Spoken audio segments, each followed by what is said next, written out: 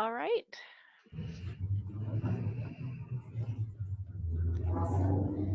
Well said. All right. Hello, everyone. Welcome to this special town hall on community policing. We are here live from the beautiful historic mural room in the Fullerton Police Department. My name is Ahmad Zara. I'm the city council member here. I've been council member since 2018.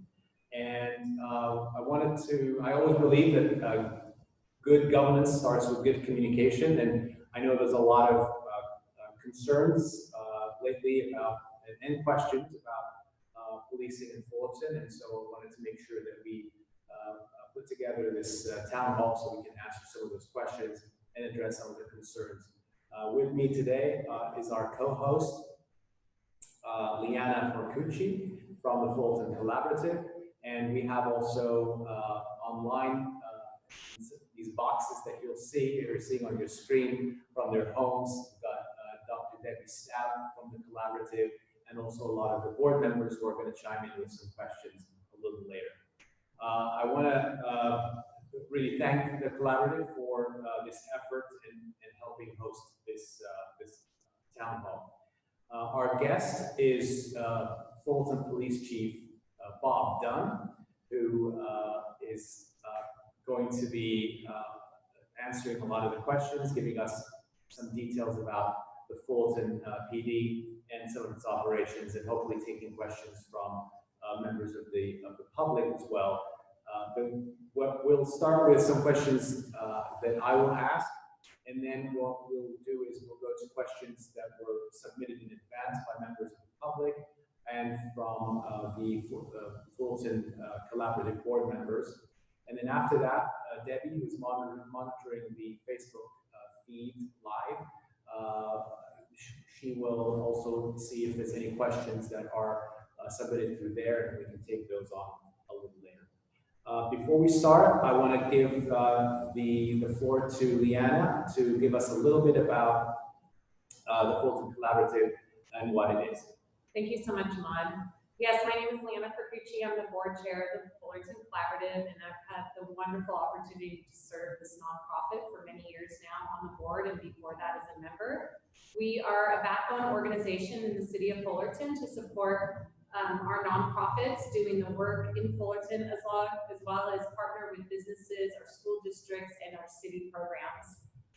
Our main goal is to make Fullerton the best city that it can be and to work together to make that happen. So I appreciate you inviting the Fullerton Collaborative to be a part of this conversation today. Thank you very much, Liana. And this event will be archived a little later on, and for those who can't watch all of it now, or or for the folks who maybe want to watch it later on, it will be on the fullertoncollaborative.org Facebook page and website. So without further ado, I'd like to welcome our chief, Bob Dunn, and we're going to start with a question. Is if you can share with us your professional and your personal journey and how you got here to this PD. Sure. So I was born, my whole family's from the East Coast. We grew up in upstate New York. Shortly before I was born, my dad took a job in Nashville, Tennessee. My dad sold uniforms to police officers and firefighters, and that's how I got kind of an affinity for law enforcement. So I was actually born in Tennessee, but we quickly moved back to New York. I grew up there until we moved to Anaheim, California. Had family that kind of came out here. My dad got a job transfer. On my 14th birthday, I signed up to be an Anaheim Police Explorer, and that was in June of 1993. And I was at Anaheim PD as an explorer, cadet, and then all through the ranks as an officer until I left there as a lieutenant in January of 2018 to come to Fullerton as a captain in January of 18. I was here from January to August of 18, and I'm sure many of the members of the community are aware of an incident involving our then chief and my partner captain, and we'll get into the structure of the department a little bit later, that will make more sense. And then I was asked to be the acting chief of police, and I did that until probably the following year when I was named interim chief, and then I was named the actual chief on June 29th of 2019. So I've been here since about January of 18. And I remember that time, and I remember voting for that, for your contract to be the chief. I think we started at the same time. Yes, sir. And could you give us a little bit about the overview of the police department, how it's structured in relation to the city, and what are some of the functions that go under the police department, and especially in not, because I know it's not just policing, it's not just criminal investigation, but there's other things that go under your department. So it'd be great for the public to. Sure. So the Fullerton Police Department is a full-service municipal police agency. So at the top of the organization is the chief of police, my position. I'm also the City of Fullerton Director of Information Technology. So I also manage the IT for the entire city right now. Below me are 2 captains.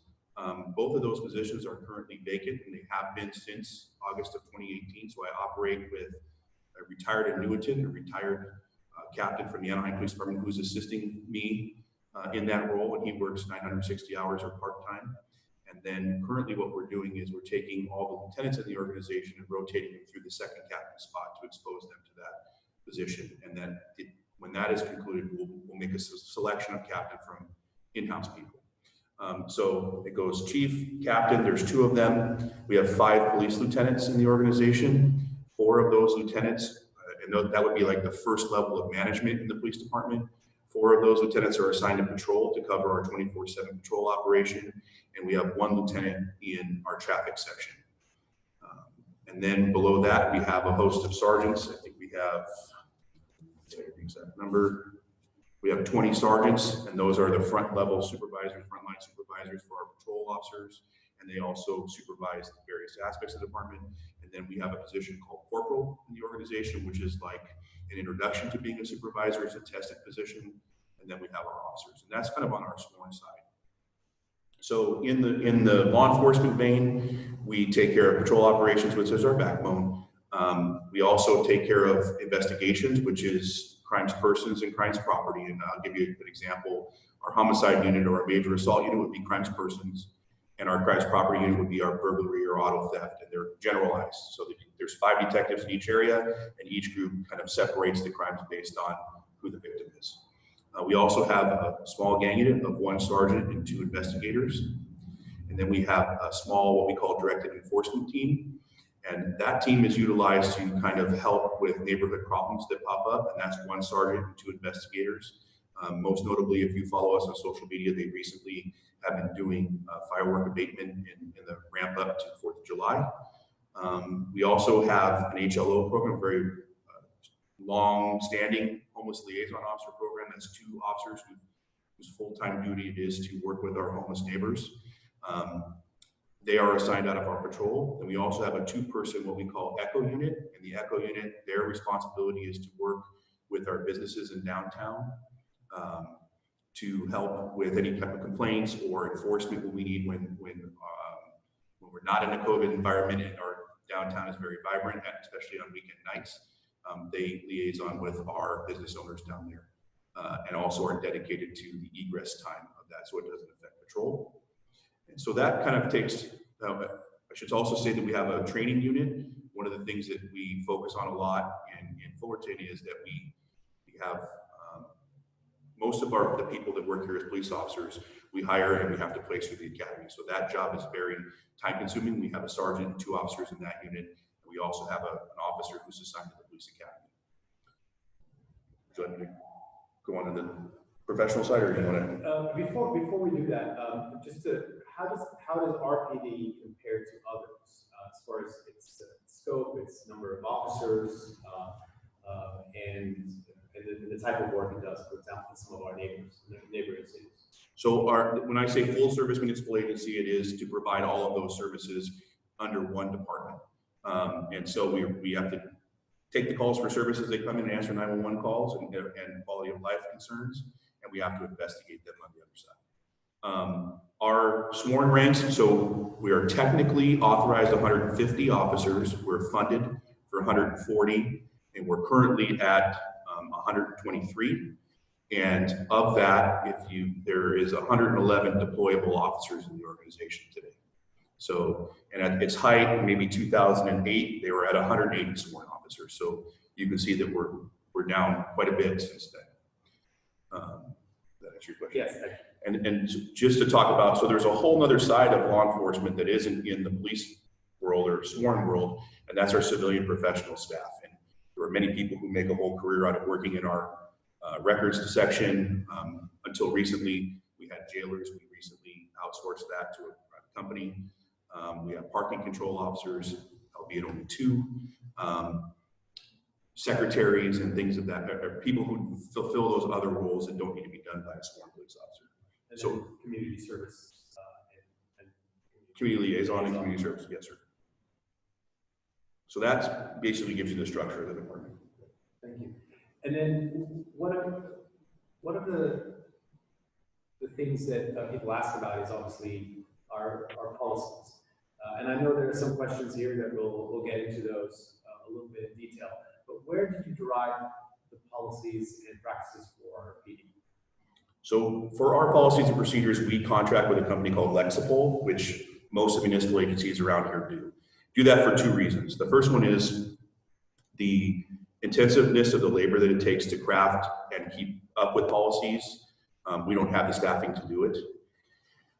And more importantly, there's so many changes in our profession. Case law, a judge could make a decision somewhere, or the 9th District Court of Appeals could make a decision that affects our ability to do something, and it needs to be immediately reflected in our policy. And if we don't have someone that's monitoring that constantly, we would lose our ability to be in compliance. So Lexipol provides that for us and will send us those critical alert updates. So they take the best practices in our profession and apply them to policies. Now, that doesn't mean that Fullerton can't tweak those policies and make them more Fullerton specific, but in order to have a relationship with Lexipol to where they will provide the service to us and then stand with us if we were to face a lawsuit or something as it relates to our policies, we have to stay within kind of the framework of their policies. And so that's where they're kind of derived from. What is Lexipol? Who are they? It's a private company. I believe it was started by a retired CHP officer and an attorney. And now it's become a very large corporation that services not just California police agencies, but all over the United States. Appreciate that. I think, well, because we have a limited time, so I want to go straight into the questions, and I'm sure that we can interject and ask some details, and Leanna, feel free to do that. But I'm going to defer to Leanna so that she can start with some of the questions from our board. Perfect, thank you, Ahmad. So I just saw that we had Mr. Barry Ross join us, and if he's ready to go, we're ready for your first question. We're going to start with the category of policy, practices, and training. So, hi, my question is, what training do police officers receive on de-escalation techniques? Okay, so de-escalation is programmed into several levels of what, so I should start by saying most California police agencies subscribe to the tenets set forth by the Commission on Peace Officers Standards and Training. And that is a commission made up of law enforcement officials and some elected officials, of which the governor has some oversight of, and they prescribe the training that we're going to receive. So I'll enumerate for you some of the training we received that includes that de-escalation and also takes into consideration those in mental health crisis or experiencing homelessness. So every new officer and any civilian that has public contact receives a 2-day, 16-hour course from the Fullerton Police Department on crisis intervention. We also have 4 hours of post-training, which includes mental health updates and homelessness and policing. Our academy recruits get 21 hours of training related to people with disabilities and who are in crisis.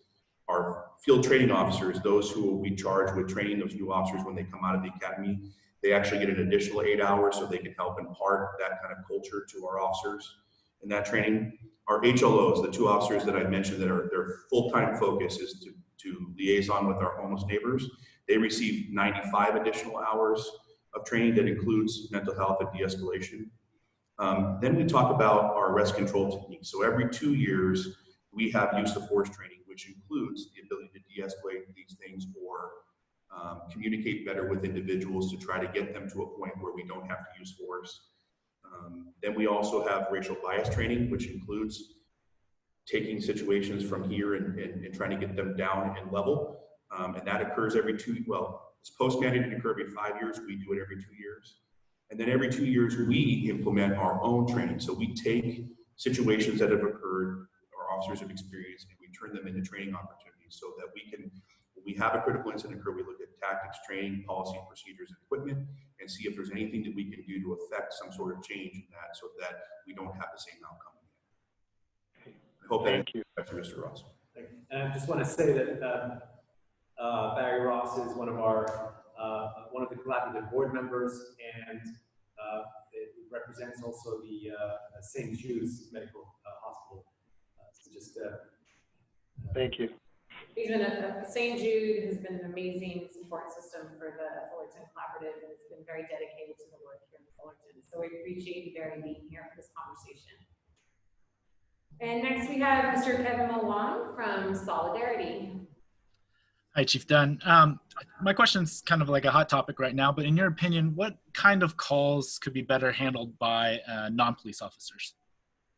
So I think, we have, as a profession, we have undertaken kind of this look at the calls that we respond to and see where we can plug in people that have more time, more training, a better professional stance to handle those types of things. And so one of the examples that I would give you is maybe our homeless neighbors, for example. We do have an HLL program, a homeless liaison officer program, but what we've done in the past is partner them with members of CityNet, for example, or a homeless outreach provider, or we have a mental health clinician that rides with them.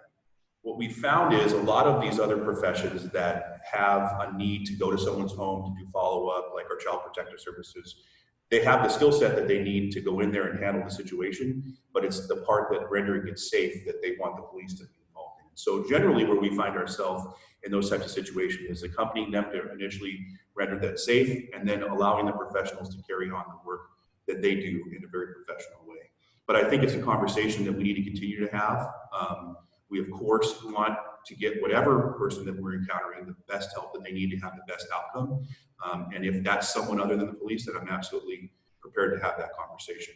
I think over time, the police, when you don't have supportive services, or when someone doesn't successfully complete a program, or they're unsuccessful at living in maybe a emergency shelter and they're kicked out, there's not something that grabs them after that to try to get them back on that path.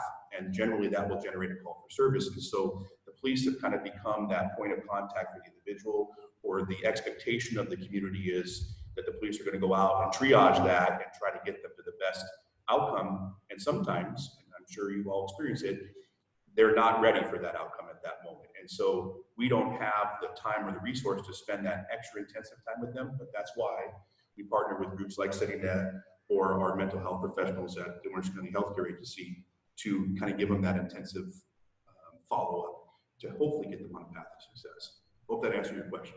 Yeah, thank you very much. I just want to follow up here.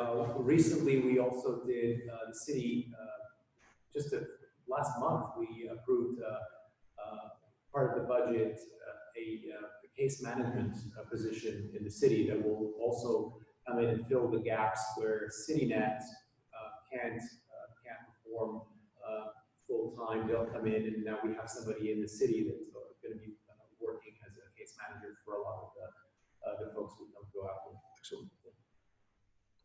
Thank you so much. Okay, next we have Mr. Jay Williams from OC United, who does our wonderful Love Fullerton service projects every year.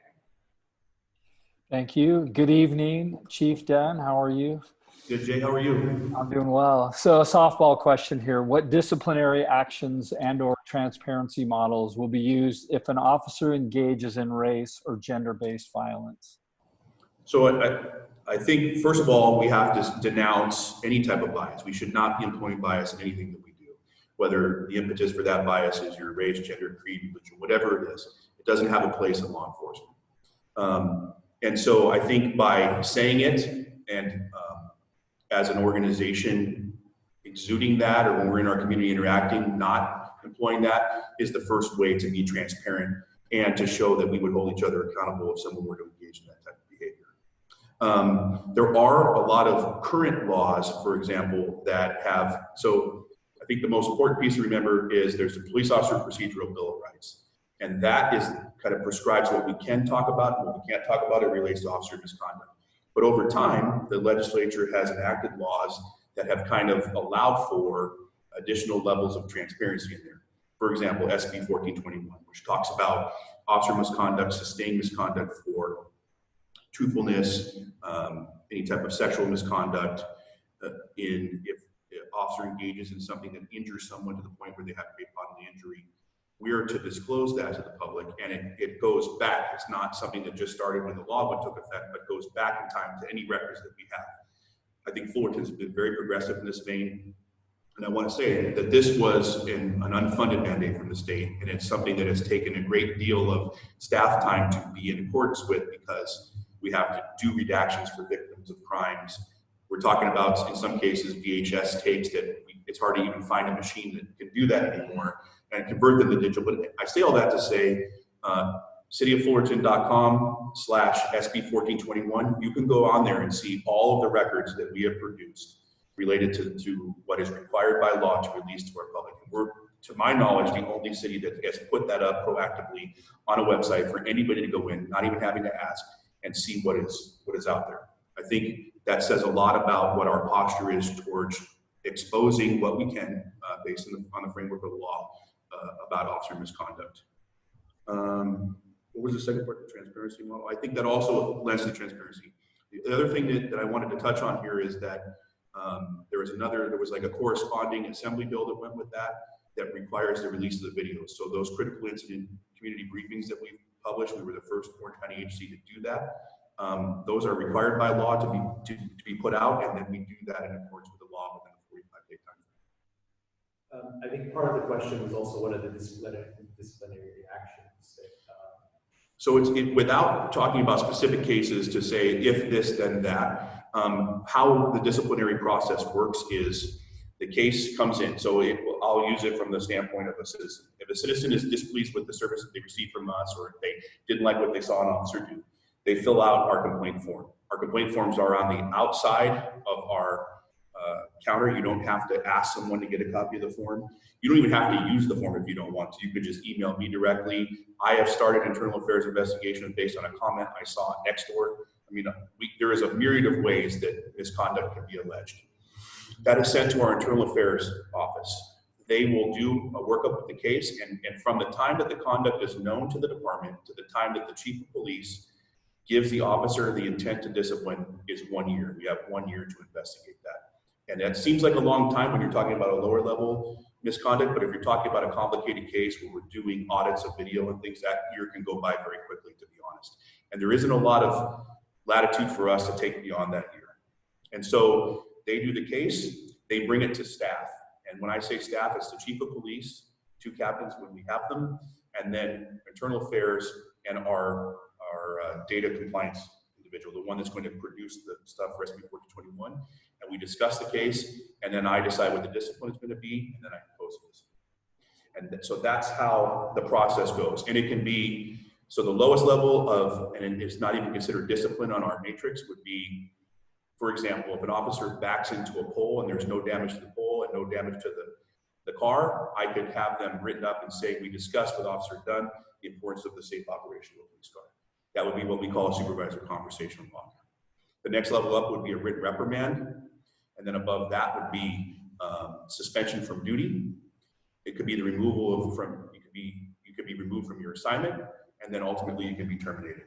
And I'll talk just through that process for a second. So once I impose discipline, anything that causes a monetary loss to the officer. So if they get a reduction in pay, if I give them time off without pay, if I terminate them from the agency, I serve them with the notice that they're going to be disciplined and I intend to fire them, for example.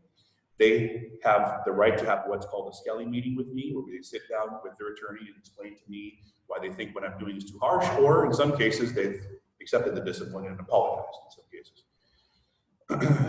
Once I render my decision, I would give them a notice back saying I'm terminating you. The next level of appeal for that officer is to the city manager, and the same hearing occurs again. The whole case goes from the police department to the city manager's office. The city attorney's involved, and they review that, and the city manager either agrees or disagrees with the chief of police. If, let's say, the city manager agrees termination was appropriate, the next step would be to go through arbitration, and the results of that arbitration would be presented to the city council, and the city council would have the ultimate decision on that discipline as it relates to the misconduct allegation.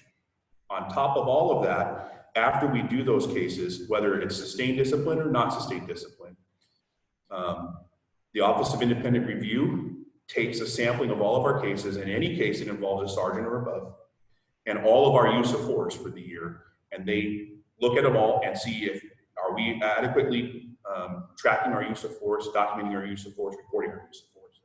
Are we adequately investigating these misconduct? Are we reporting them? Are we talking to the right witnesses? And in some cases, they will say, you should have talked to this person, you should have done this. And then we take that information and we use it to get better at the practice. And so that is another level that kind of takes place after the fact to make sure that what we're doing is right. Could you just elaborate a little bit more on the Office of Independent Review, and then what are the oversight models within that they form for our city, and how does it compare with other cities? Okay, so their relationship with the city of Fullerton started after the Kelly Thomas incident, where they came in and took a holistic look at the entire department and produced several written reports. You can go on their website and read them all. I actually have them all on my desk. And so the chief of police then is charged with looking at what their recommendations are and trying to make them fit into the organization. That organization began as an oversight group of the Los Angeles County Sheriff's Department, and then it sort of branched out. It's all attorneys. And I will tell you, I've dealt with them since I was in Anaheim, and there is no better group to ask the very tough questions when they need to be asked than OIR. I have a tremendous amount of respect for them. I think there are some in our profession that, or some on the outside of our profession, that think that they treat us with kid gloves. They absolutely do not. They will ask the toughest questions, and they publish the report, and it's my responsibility to reply to it. So it's not, I don't have input into their final product. They do it on their own, and they're looking at it with a very critical eye. And so they started with that relationship, and there was a lot of reforms that came out of that, the way that we track force. And to be honest, we've done a lot more since then. And now what we've retained them to do is to do just what I described. So they can either ask us for, or we would provide a sampling of our internal affairs investigations. And any internal affairs investigation that includes a sergeant or above. So if you're the chief and you get a complaint, or you're a lieutenant and you get a complaint, they're getting it automatically. They also look at all of our uses of force for that calendar period, and they will, one, look at all our uses of force and say, hey, you found this person in policy, we think it was out of policy. But moreover, what they're looking for is, are we identifying trends sooner than later? Are we looking, hey, this one officer keeps coming up over and over again, what have you done about it? You didn't do anything about it. And we have systems in place. We use a system called IA Pro or Routine, you can look it up. It gives us those early warnings on particular individuals should they activate the thresholds.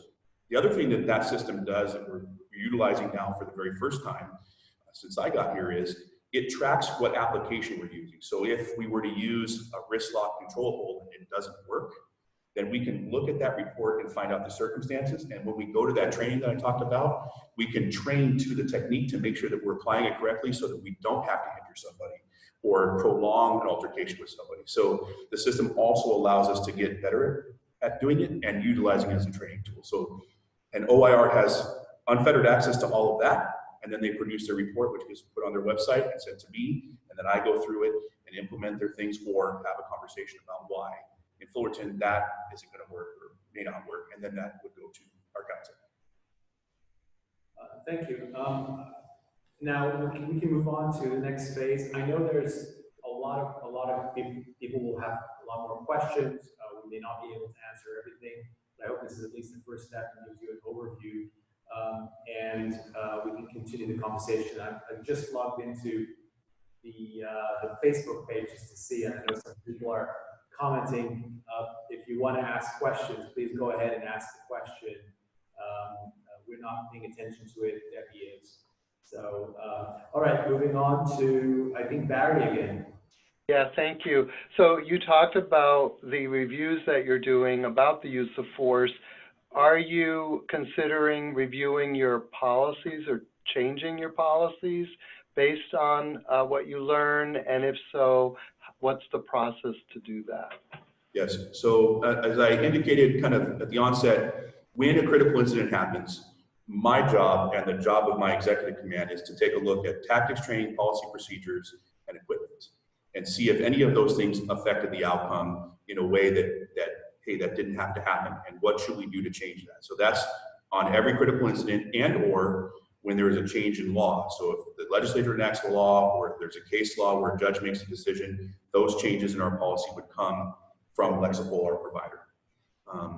But also, as it relates to the current conversation in our nation, and I talked a little bit about Governor Newsom having oversight of POST, the Police Officer Standards and Training. First of all, he appoints a director. And one of the things that he did kind of at the onset was to say that you're no longer allowed to use the carotid restraint hold.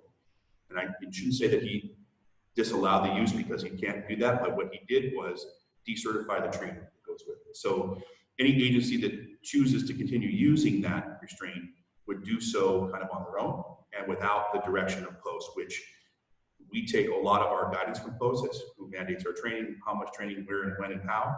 And so on the 7th of June, I suspended that practice here permanently. So we do not use the carotid restraint hold anymore. And that was something that was done immediately upon receiving notice from POST. So there is a lot of ways in which our policy can be reviewed and or changed immediately. And I have the authority to change it any time based on my assessment of what's going on. Thank you. And now we have Camille Hernandez from OC United. Good evening. So my question is, what external accountability structures are you putting in place to proactively address how implicit bias, racism, and misogyny impact the performance of your officers and your institution as a whole? So I think the very first piece, again, goes to denouncing that practice. We are, in our profession, racism, misogyny, any of those types of bias have no place in our profession. And so as an organization, living that every day and how we interact with our community is probably the most outward thing that we can do, right? Training to that and understanding that we have to have conversations around those issues when they come up is absolutely something that we're committed to and we do here. I think that we have a fairly diverse organization and a lot of those conversations occur between our officers, maybe much more pre-COVID because we used to have briefings. Right now they're not meeting in person, but those conversations happen quite a bit. The other thing is, when I talked about the complaint process, on the complaint form that you would see is if the person filing the complaint believes that race or gender or creed or any type of protection was violated and or the impetus for their contact with the police, they check that box. All of those cases are sent from here at the conclusion and reviewed by the Department of Justice as a law. So they have to, so Attorney General Becerra's office will look at all of those ones where people claim that racial bias or gender bias or any of those was the impetus for their contact with the police or it came up in their contact with the police. And they will look at the quality of our investigation to see that we addressed that particular issue amongst the other issues maybe outlined in that complaint. So they're kind of like the biggest level of oversight and public oversight that we have as a act. And then of course, OIR would review those cases as well to make sure that we are responding and investigating those things thoroughly. And then it's my job as the chief of police, if our officers or civilian professional employees engage in that type of behavior, to hold them accountable immediately. And absent the Police Officer Bill of Rights, I could probably publish it on the website, but I will to the extent that I can in the little Thank you. And Next we have Jason Phillips from Fullerton Act. Hi, Chief. I know you already talked about the homeless liaison officers, but if you could talk more about their role, how often you use them and who they partner with, and what have been some of the results or outcomes of the program? Sure. So we have 2 full-time homeless liaison officers. They're sworn police officers. What we've done of late, probably in the last year and a half, is we've changed the vehicle that they drive in. there's been a lot of studies around people who are in mental health crisis or people who are experiencing homelessness and distrust for law enforcement. And so we bought them a vehicle, all black Ford pickup truck, and they patrol the city 40 hours a week each. And some days they're with our outreach workers from CityNet, which we fund, and I'll talk about the funding mechanism for that in a second. And then they also take our mental health clinician, it's a County of Orange clinician, and he rides with them. And they go to the areas where we get the most complaints, and we do probably a good 60% of my day is spent responding to complaints about homelessness in various areas of the city. And I think the first realization that we had to make when we created the program is that we're not going to arrest our way out of a homeless problem. There's a lot better ways to go about it, and the police department is absolutely willing to be a partner in identifying and trying better ways to do that. And the HLO program is one of those ways. They have the time, they're not always chasing the radio, so they can spend that little extra moment to develop that trust. What we found is the more times we go back and visit, the more times we get to know somebody, we might catch them on a day when they're willing to take the help, and then we can work with them to get to a more permanent solution, given the availability of a permanent solution behind that emergency. I would use, I guess most recently, we had an encampment near Gilbert, Valencia, and that entire operation went without one arrest. There was no reason for us to make an arrest. We spent time leading up to and during, talking to the members of the homeless community, trying our very best to get them onto a path of success, letting them know that we were coming, and on this particular day we could be clean. And part of that was balancing the complaints of area residents too about the situation there. So we also have a responsibility to do enforcement when appropriate and when we believe that it will lead to some sort of result. And so we have to balance those things when we encounter situations like that. And I think that those officers do it very well. Our partners at CityNet, they're a proven entity in the homeless community. They have a lot of connections to get people to a lot of places and hopefully on the best path of success. And we've had great success with them in Anaheim before I came here, and now speaking in Fullerton. And then our clinician, he might as well be here full time, because even when he's off duty, we'll be calling him saying, hey, we encountered so-and-so again today, and generally we can do it by name because that's the kind of rapport that our officers have in our homeless liaison unit with our homeless neighbors. Hey, I think we have an opportunity, and he will either send someone or he himself would make himself available. So we've been able to create those types of relationships. Talk about funding for a second. One of those homeless liaison officers is paid for by the Public Safety Task Force for Orange County, and that's a grant that we got, I think, when Josh Newman was still a senator, and we're coming into the last year of funding. That's what also funded the vehicle for HLOs to drive. It also is what funds my ability to pay CityNet for their services, and so that it doesn't come out of the city's general fund. And then we also found in this task force that it's important to give to programs in our community that have success in this area. And so we also fund what we call community building organizations, or CBOs, out of this task force, and the chief gets to select those who will receive funding to try to affect either youth violence or recidivism and or homelessness. So I think that program has helped us make great inroads in the HLO area.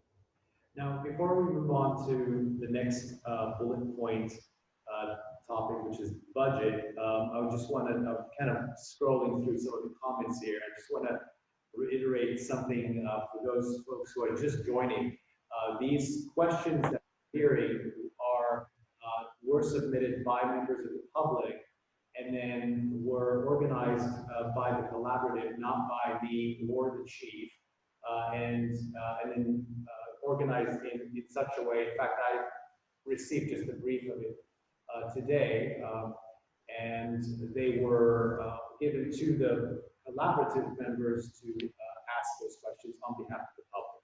So just wanted to make that clear, because I saw a bunch of people going and asking that question, where did these questions come from? Yeah, when we published the flyer for the event last week, we did open it to the general public also. So we opened the questions to the general public and to our Fullerton Collaborative membership And that's where the questions have come from. There were more than we could probably get to. We're trying our best.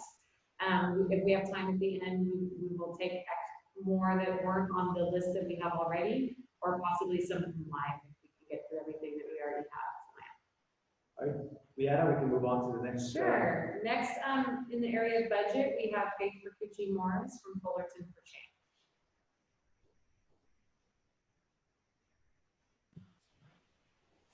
Hello, everyone. Chief Dunn, can you provide more transparency, since we were just talking about budget and how a lot of these programs are not actually coming out of the city's budget?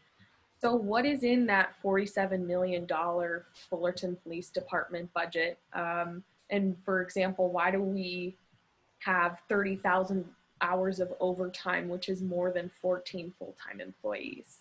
Thank you. Sure. So the $47 million budget is what's appropriated by City Council. I don't think it's changed since I've been the chief. It's been the same since I've been the chief of police. A lot of it is salaries and benefits for the employees, but we do need employees to provide the services that the police department is required to provide to the community. In there would be also the replacement of vehicles, which our patrol vehicles are replaced out of the city budget, but our non-marked vehicles and our police motorcycles, for example, I paid for this year out of asset forfeiture funding because there wouldn't have been any funding to change those vehicles out. So they provide those. They provide the initial set of training for the officers that have to go to the academy. And I think I said at the onset that we're an organization that doesn't always get a lot of lateral officers. So officers who have experience elsewhere and want to come to Fullerton. We generally find that we have better success at recruiting from people who want to go to the police academy, and that process is a lot longer and costs more money. And there's a host of reasons for that. For example, I'm sure everybody's familiar with PERS. A PERS Classic member, so that's the Public Employee Retirement System, is a 3% and 50 formula. In Fullerton, if you are a Classic member somewhere else and you want to come to Fullerton as a lateral officer, we won't honor that. We put you into a different tier, what's called 3% and 55. So a lot of times when we're recruiting at different events and people find that they have to work 5 additional years by coming here, they choose not to come. So what we found is, as we spent time trying to find the right place to recruit from and recruit from people who represent our community, we find that we have better success in recruitment from new hires. Well, that costs more money. But once we hire you, you're responsible for maintaining your uniforms. We don't have a uniform budget that supports buying uniforms for our officers. They receive a stipend in their pay for uniform allowance. So generally those go for, and then we have copiers and computers, and all those items are like what they call intergovernmental charges. So the city will bill us for our IT allocation. So out of the 47 million, PD uses this many computers and it costs this much to maintain them. Therefore, we're going to send that money over to IT. Or our fleet facilities, we have to pay to maintain our buildings. That money's got to come out of there, and those intergovernmental charges come out of our budget as well. And then when you talk about the overtime, so in order to adequately police the city of Fullerton, we have a minimum number of officers that we believe is adequate for being on the streets at any given time to handle any emergency. We don't get into actual deployment numbers, but we have a 23 square mile city with a lot of people in it on any given time. And so we have a minimum number we operate on. With, I think I talked about at the very beginning of this conversation, our deficit of officers. So we started with 150 authorized, 140 funded. That difference in 10, just for full transparency, when they defunded the 10 officers, was to give a raise to the officers that were, and when I say that, what we identified when we looked at recruitment and retention, for example, was we lose officers after 7 years and before 14 years. And that's the experience that we want to keep. And so what the city did was they added a step so that after 7 years, you could attain the step and get a pay raise. So basically, not thank you, but a recognition of your time on, for example. And so, but out of that, so I don't remember exactly the number, but I'll use a full number. It was like a $2 million savings for the 10 officers. They took money out of that $2 million to fund the unfunded liability that went up as a result of it. and put that into an interest-bearing account to help pay that down at a later time. And the remainder is what the officers with 7+ years on, and they haven't gotten that yet. That's still coming in their contract. So if we're down those 10 and we're at 140, and we're currently operating at 123, we're down 16 bodies. And so we have to make that up somehow. And that doesn't account for anything else that goes on. If we have a homicide and we need to do investigative things, we only have 10 detectives, they're gonna have to come in, and oftentimes that's gonna take them beyond their 40-hour work week. We have to staff a number in patrol. So a lot of that overtime either goes to staffing patrol or solving crimes. The rest of it, we do have, when I talked about, and I don't want to leave our civilian professionals out of this because they also do an important role in our organization. We are down one dispatcher, so if anybody takes a day off, you have to fill it with overtime. We're down a crime scene investigator, anybody takes a day off, you have to fill it on overtime. We're down 2 parking control officers, we don't fill those on overtime, we just don't issue citations that day. Our records area, we're actually going to take them down 3 bodies to attrition, and we'll be down to that probably 2 weeks or so. And so all that doesn't mean that the work goes away, it just means we have less people to do it. And in order to keep up with the work, sometimes you have to pay overtime. But it's not something that we do willy-nilly. But as far as the 30,000 and the 14 officers, we are down 16, plus an additional 7 civilian professionals, which leaves us like a 21-person deficit in a department that's already been whittled away at over the years. I do want to also just mention on the budget that while we're done talking here specifically the police budget, we have to look at it also in the context of the city budget. So for those folks who have more questions on the overall budget of the city, we can talk about that at another setting. I know I have my community meeting next Tuesday at 6 o'clock. It'll also be a Zoom meeting, so there'll be a little bit more interaction, and I'll be happy to answer any of those questions at the time. But I do want to just make one point here is that because cities are service providers, the majority of the budget is actually salaries and pensions. And so that is where the bulk of the funding goes.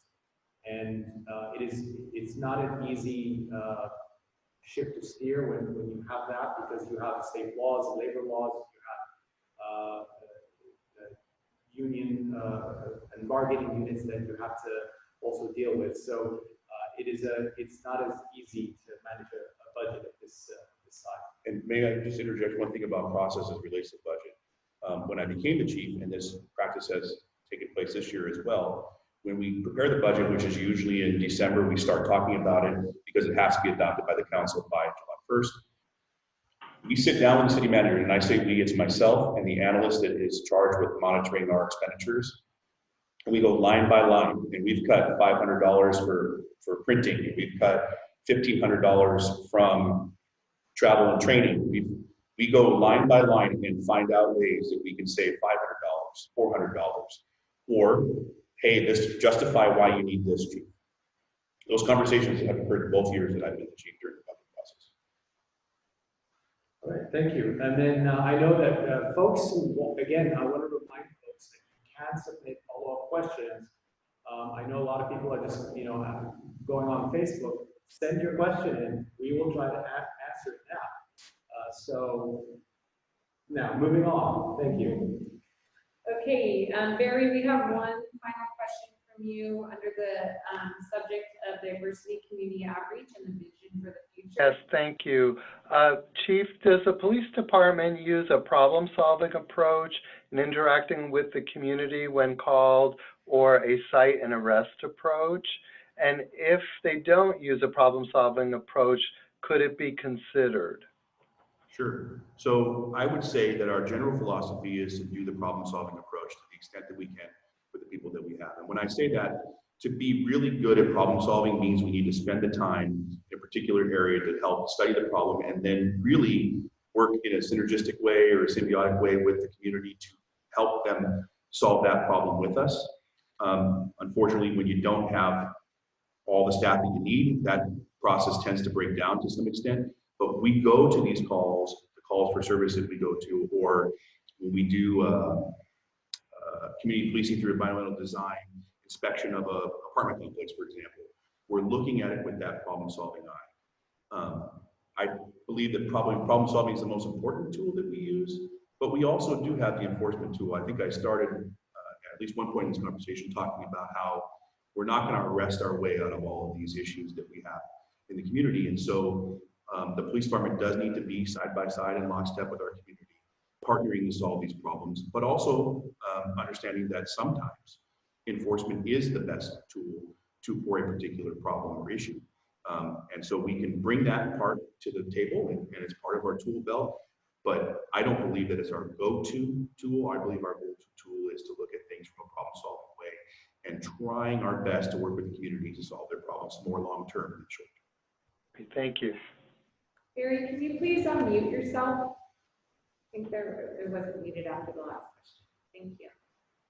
Okay, and the last question that we do have from our board is from Lionel Talavera from Habitat for Humanity. Hi, Chief. I've had the pleasure to really partner with you in the past, but the question is, what's the most effective way for the police department to be perceived out in the community as treating all citizens fairly?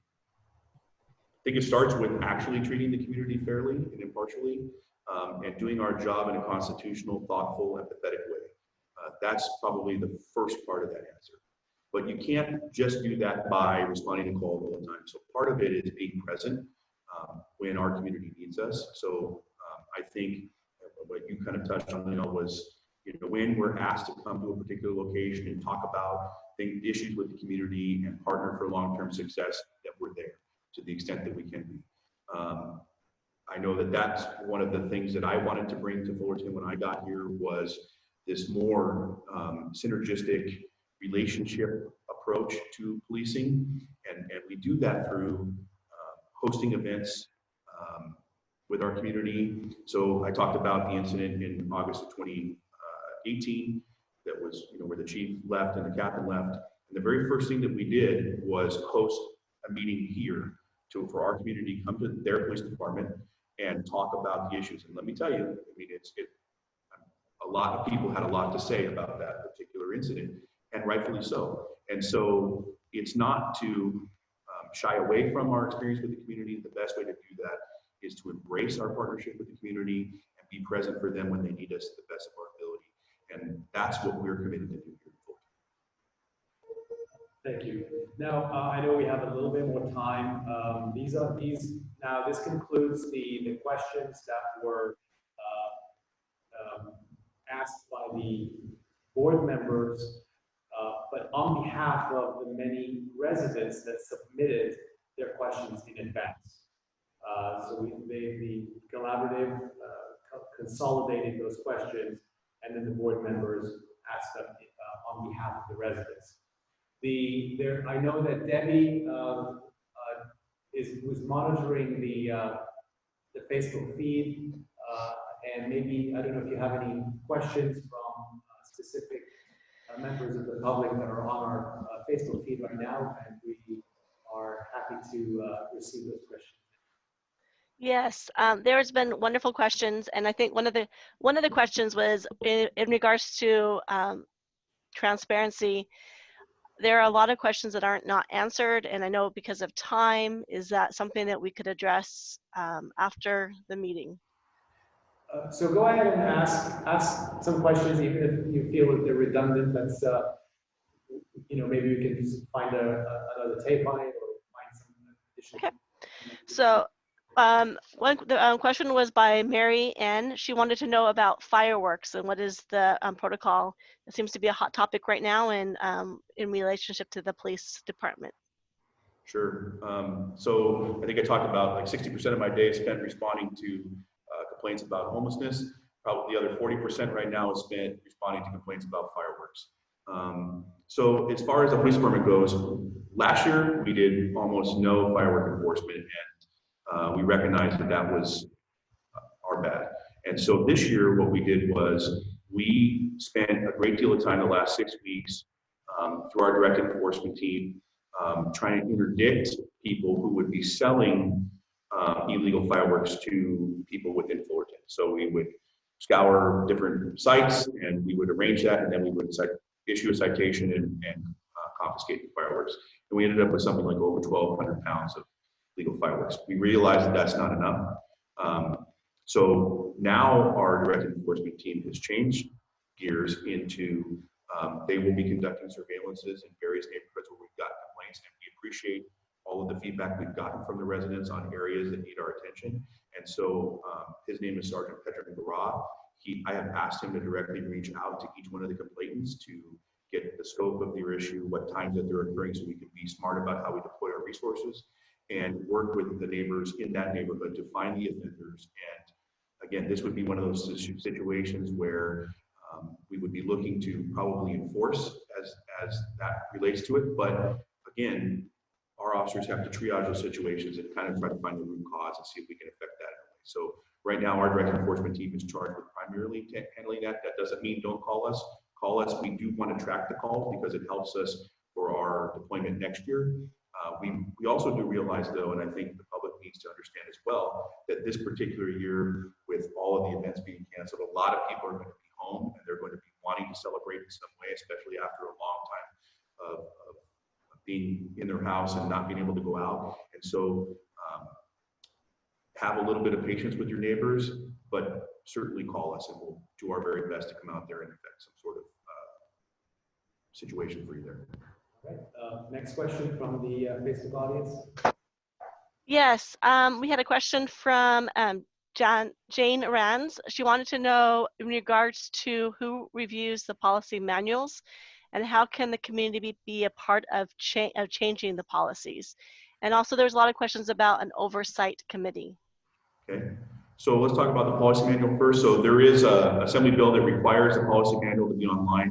Actually, it's been online in Fullerton for quite some time. I know Ms. Rands recently communicated with me about it. One of the links that we had was not changed, so I apologize that it looked like our policy manual was not on there. It is, and it's labeled, it's under the About Us section, and it's labeled as that policy procedures, directives, and training. And so what I talked about earlier is I'm always interested in hearing feedback. I know Ms. Rands knows how to get a hold of me. Anybody can email me and ask me a question about a policy, and I'd be happy to review it with them. But we also have to understand that those policies are rooted in legal analysis and case laws, and some of those might not be able to be changed without running afoul of something. And so I think the conversation needs to happen. I'm absolutely willing to have a conversation if you have questions about specific policies. But we also rely on Lexipol to provide it for us. And if we get too far outside of that, then we're going to have to put somebody on that full time to make sure that we can stay on top of the legal changes. That's as far as that goes. I think I've outlined a tremendous amount of oversight that happens in the city of Fullerton already, absent any type of other review board. It's certainly, there are models out there that are prevalent in the policing profession, and we can look at those if that was the direction from our council or community. So I'm absolutely willing to have that conversation as well. But I just want to recap that the discipline process alone includes our city council, who are elected officials by our community. We also have the Office of Independent Review, who scrutinizes all of the investigations that take place. And I also should mention, and I haven't given them the proper billing during this meeting, but I have a pretty comprehensive Chiefs Advisory Council with representatives from a host of districts. They're also listed on our website if you want to see who they are and what they're about. They all have bios on there. And we're going to do a series starting here next, probably be August 1st or so, we will launch it, where we will introduce via social media and video all the members of those boards.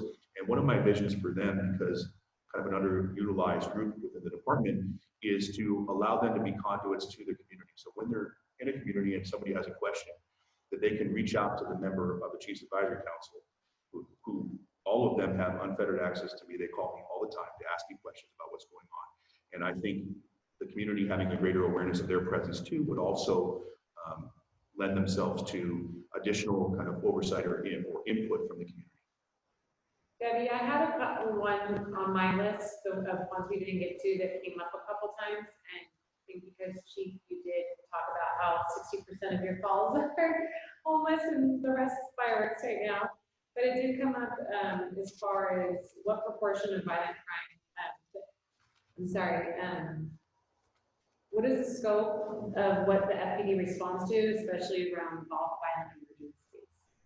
So the way that I have these stats to share, so is through our crime analyst that works here.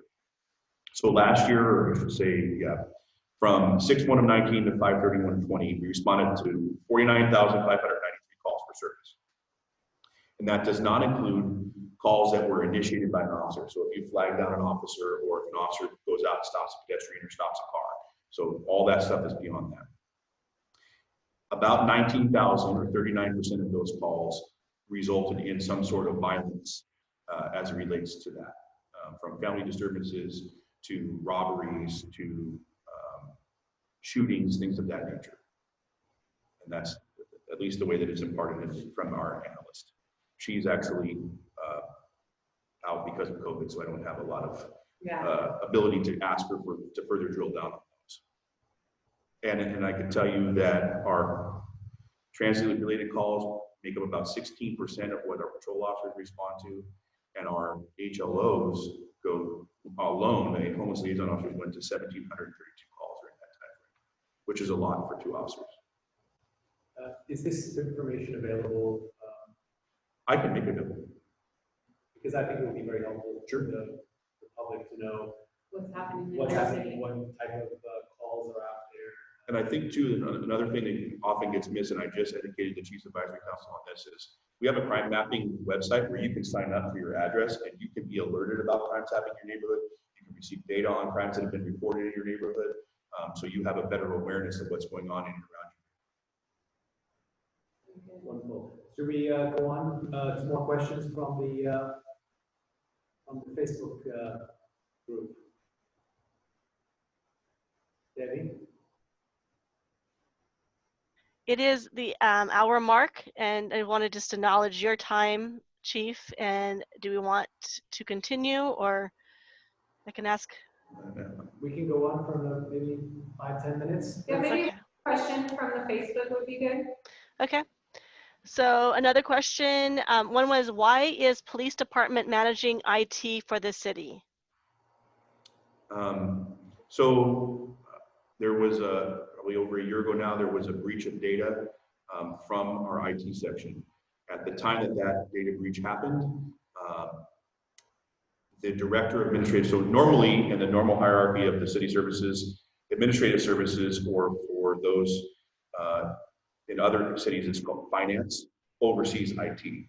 Well, at the time that that all happened, our administrative service director left and became city manager of another city, and there wasn't a director over that. And the city manager wanted an actual sitting department head to oversee it. There were some potential criminal implications of that data breach that the police department was working on anyway, and they thought it best, and I don't disagree, that the person that has the most knowledge about what's happening could institute policies and changes to prevent further data breaches, and so that's why it was assigned to the police chief. And right now, we're still doing investigations, some of that personnel related, and so until all of that adjudicates, I foresee it being under the chief of police until that situation subsided and we can institute some sort of difference there. Okay, thank you. And there was one, and I don't believe this was addressed by Patricia H. She wanted you to describe the process on how and who does accountability for officer misconduct, when also including captains. So the process of how and then who does the accountability for officer misconduct. So the ultimate responsibility for handling officer misconduct is the chief of police. Now, there are times when what officers are alleged to have done or in fact do rise to the level of criminality, and in that case, the chief would, I don't want to say partner because it's independent, but the chief would work with the Orange County District Attorney's Office. And we do that here anytime that we find the case crossing over into the potentially criminal realm. We take what we have and we provide it to the District Attorney's Office for them to do their analysis, and sometimes they charge officers with crimes. And so the ultimate responsibility rests with me. How that process works is when the complaint comes in, and I've outlined, you can email it to anybody here at the police department. It doesn't have to be on the official form. I've actually started investigations based on comments made on Facebook and or Nextdoor. And also you can fill out the official form that we have. It's online. It's at our front counter. It's on the outside of our front counter, so you don't have to ask anyone for the form. and you submit it. From the time that the department is made aware of the potential misconduct to the time that the chief of police wants to impose discipline, it has to be within 12 months. That's prescribed by the police officer's procedural bill of rights. Now, there are exceptions for what they call tolling, and you'll hear this when you hear people talk about police cases. Tolling means if I submit a case to the district attorney's office, I wait until they finish their analysis on the criminality until I finish my personnel investigation. And we really do that because what their decision is can affect my ability on discipline. So the case will toll. So we get however many months it takes the DA to look at that, we can add to that 12 months, if that makes sense. So once that case is completed, and what we do here in Fullerton is the internal affairs investigators are what I would call the subject matter experts on that case. They interview witnesses, they talk to the involved officer, they talk to witnessing officers, whomever, the complainant, review videos, everything, pull computer messages, whatever we need to do to fully investigate that case and thoroughly investigate that case. They take everything that they have and then they present it to a lieutenant who does a letter transmittal. So that's the first level of eyes that says, you missed this, or you know what, I see all this and I think that this is a violation of our policy and this is why. And they do this letter of transmittal. That goes up to the captains. The captains review that. They do their own analysis and provide that to me. And then at staff, this is how I do it. All of the command staff sits around and the lieutenant that did the analysis is in there. And I ask them, what was your analysis and why did you come up with that conclusion? And then the discipline comes from the chief. So I have the ultimate say in how the discipline plays out. Great, thank you. There's a question by Drew. He asked, what does the chief think that the Fullerton Police Department can do to demilitarize the force? I think we do a fairly good job of not being militarized in our approach to how we do our jobs generally. Now, there are tools that we employ. There are our uniforms, for example, here are more of a softer uniform with the exterior vest. Some people think it's great, and some people think it looks more military-like. I prefer this particular uniform, but there are studies about officer injuries and things about moving the gear around that makes it makes more sense sometimes to have them wearing that. But keep in mind that that process they pay for on their own. So in order for me to change that type of policy, I'd have to fund changing everybody's uniform. We do have bulletproof vests. We do have exterior bulletproof vests we would wear on the rare occasion that we have a situation where there's an active shooter or something like that. Everything that we do is usually predicated on an experience in law enforcement that resulted in people, officers, and or the public getting hurt. So there are tools that we have that would give that kind of militaristic feel, but I think it's more how we act every day that is not in that military vein, but we have those at our disposal should we need to use them. I know we get a lot of comments about, I think one of the comments on there was a 1033 program. We haven't participated in that since I've been here. The last thing that I'm aware of that Fullerton PD received was some Vietnam era rifles that we used to deploy in our cars. We sent them back. We don't have them anymore. We do have a Bearcat, which is an armored vehicle. And let me explain that for a second. Fullerton does not have its own SWAT team. We don't have the need to have a SWAT team full time.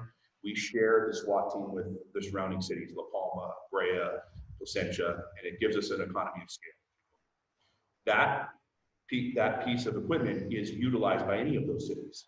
And the tactics that we employ today in the SWAT world are surround and call out. So in order to start the process, if a SWAT team is being utilized, for example, the burglars that we caught that were burglarizing the north end of town, and they were living in Los Angeles, the officers have to pull up to the front of the house and get on the PA and say, this is the Fullerton Police, come out with your hands up. We don't throw flashbangs in and break down doors. It's possible, but we don't do that. Our general tactic is to do surround and call out, and we have to do that in a way that's safe for our personnel. And or if someone were to get injured, we have to be able to get them out of there safely. And we do that through the employment of those types of things. So I hope that answers the question. Yes, that's great. I you have another one?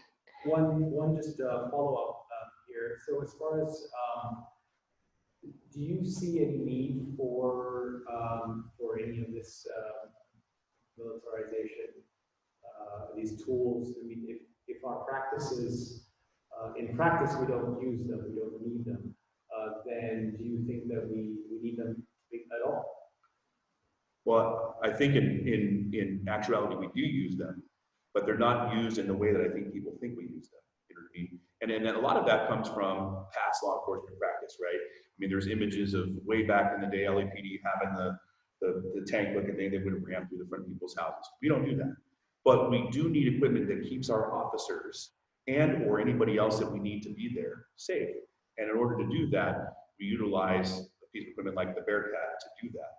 I would acknowledge that it doesn't look great, but it's not something that we use all the time. And I will say, when we bring it to events, kids love to climb in and out of it, go up on it. And we bring it to events at our schools so that we try to demystify that piece of equipment for people, because it's not meant to be a militaristic, overbearing type of thing. It's meant to be a protective type of object for our personnel. And if, an example, if we had an active shooter, if you went back to Columbine, for example, that's how you rescue people out of situations like that. So law enforcement does need tools to do those things, which is not something we buy every year, you know, so we use it for its service life.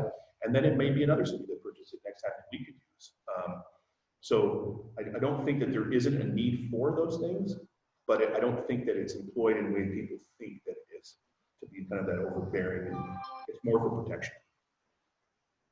All right. I had one more question from Ken. He wanted to know, what is your perspective, Chief, on why people of color are disproportionately impacted by police escalation, and how does that perspective impact your leadership?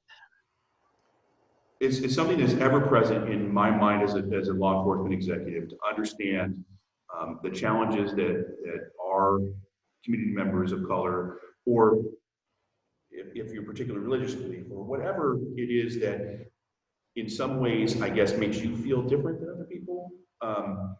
It's ever present on my mind that we need to always be there to break down that barrier. And whether that's acknowledging it, whether that's participating in conversations like this for people to get to know who's leading the organization, and understanding that that's not something that we tolerate or deploy. And if we find out that that's happened, then we would take immediate action and hold people accountable to do that. I think it's more living in a way, or exercising our duties in a way that show that we have no toleration for people in our profession that would do that to members of any community, let alone our forces. And so I think acknowledging that and having conversations with people about it is the first way to do that. But also it's being present, and I talked about that relational policing. That's really what cornerstone of what we're trying to do here in Fullerton is having a relationship with our community, understanding the challenges that they face, and working as a department to try to help them with those challenges, and not being a part of the challenge, but being part of their solution. Excellent. Any more questions? Well, there's a lot more, so I don't know how long we want to go. One was from Amy. She wanted to know what mental health facilities do the police rely on? There are mental health, the way that the county is set up, there are mental health providing hospitals in the area. Our closest one is it's changed names, the name's gonna escape me, but it's Anaheim Boulevard Mall. And so that is our primary place where we would take someone if we were gonna place them on a 5150 hold, or if they meet the criteria for that. But what we have to do is call ahead to see if they're full. And unfortunately, a lot of times, these centers are full with people who are in crisis. Then our next stop would be UCI. And again, we have to do the same thing there. And then there's College Hospital in Costa Mesa, so we can also end up that. So the way that the system is designed is for us to take them to the nearest receiving mental health providing hospital, which is Anaheim and Ball. If there's an underlying medical condition though, if we find someone who's injured themselves, or if they've taken action to try to hurt themselves or something, they would go to the nearest hospital first and receive the care, and then be transferred out for the mental health issue later after their condition is stabilized. So generally what we would do now is we would just call an ambulance to transport them. It's the safest for all those involved, the officers and the person in crisis, and take them to the nearest receiving hospital that's open and available. Thank you. I think we are reaching our time. I know this is going to be a continued discussion. Our chief is available for more follow-up questions. I'm sure I'm available I know we'll probably host something in the future again as we continue our interactions with our community and getting more questions. COVID has put a damper on town hall meetings when you have that fast interaction. I'm glad we have at least some technology, but hopefully we'll do something in the future again. And so I want to thank our chief for this time. I want to thank the collaborative. Leanna, thank you, Debbie, for moderating the questions, and to the board as well. And I host monthly meetings. I encourage you to join. We have discussions about a variety of things.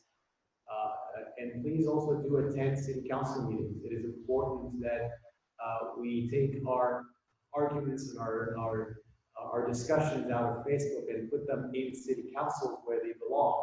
And so please come to council and share your thoughts with all 5 members of council. That's the only time when we can all sit and have an open discussion legally. So please be engaged, and I know that we're all working towards making sure our community is safe and is successful, and that everybody has opportunity in our city. So again, thank you very much, Chief. Thank you, Leanna. Thank you, the board. Thank you. Everybody. And thank you, Ahmad, for letting us be able to partner with you. This was a great experience for us. And I apologize for all those great questions that are still there. We will address them about the masks, about the Kelly Thomas, and there's other ones about driving and some concerns about speed racing. So we'll get those addressed. Thank you. It's the first step, and I hope it was educational, and we'll see you at the next one. Thank you very much. Thank you so much, everybody.